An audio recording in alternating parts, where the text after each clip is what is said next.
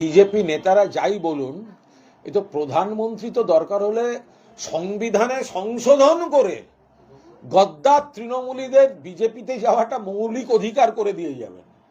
ফলে আমার করুণা হচ্ছে বিজেপির নেতা কর্মীদের প্রতি। আপনাদের সঙ্গে আমাদের একটা আইডিওলজিক্যাল ব্যাটল।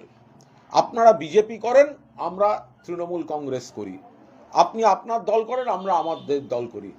কিন্তু আমাদের দলের যাদের বিরুদ্ধে আপনারা লড়াই করেছেন, এবং আমাদের দলের এমন অনেক ব্যক্তি আছে যাদের দুর্নীতি থেকে শুরু করে, জুলুমবাজি থেকে শুরু করে, অবৈধ সম্পত্তি থেকে শুরু করে বহু বিতর্কের পাহাড় নিয়ে তারা দাঁড়িয়ে, তারাই তো এখন প্রধানমন্ত্রীর সঙ্গে গিয়ে চা খাচ্ছেন। আপনাদের নেতা মন্ত্রীদের সঙ্গে তো প্রধানমন্ত্রী চা খাচ্ছেন না।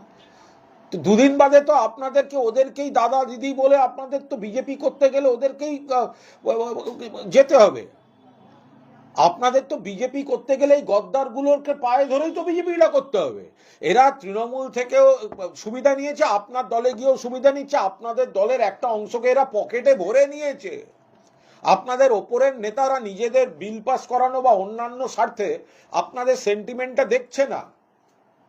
আপনাকে যে নেতা মেরেছেন বা যে নেতার লোকেরা মেরেছে, সেই নেতাই আপনার প্রধানমন্ত্রীর সঙ্গে দাঁড়িয়ে চা খাচ্ছে আর ছবি পোস্ট করছে।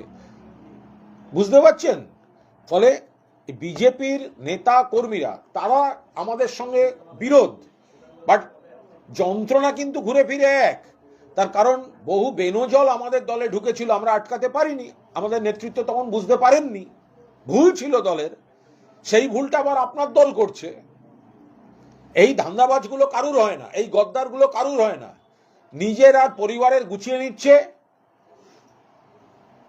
ক্ষমতায় এরা থাকলে এখানে, ক্ষমতা যেদিকে থাকবে তারা চলে যাবে। আর আপনারা বিজেপি করে এসছেন এতদিন ধরে, আইডিওলজিক্যালি আপনাদের বিরুদ্ধে আমরা, বাট আপনি আপনার দল করেছেন সিরিয়াসলি।